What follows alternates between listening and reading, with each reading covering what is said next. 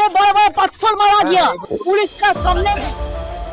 ভারতের পশ্চিমবঙ্গের উত্তর 24 পরগনার হালি শহরে সাবেক মুখ্যমন্ত্রী ও তৃণমূল নেত্রী মমতা ব্যানার্জির গাড়িতে ইট পাথর নিক্ষেপের অভিযোগ উঠেছে। রোববার এক দলীয় কর্মীর বাড়িতে যাওয়ার পথে এই ঘটনা ঘটে। মমতার দাবি, গাড়ির জানালা বন্ধ না থাকলে ইট পাথরের আঘাতে তার মাথা ফেটে যেত, এমনকি মৃত্যু পর্যন্ত হতে পারত। তৃণমূলের সাবেক এক কাউন্সিলর পুলিশ হেফাজতে মারা যাওয়ার অভিযোগকে কেন্দ্র করে এলাকায় উত্তেজনা চলছিল। সেখানে যাওয়ার সময় মমতার গাড়ি ঘিরে বিক্ষোভকারীরা কাদা ছোড়েন এবং জুতা ও পানির বোতল নিক্ষেপ করেন বলে অভিযোগ।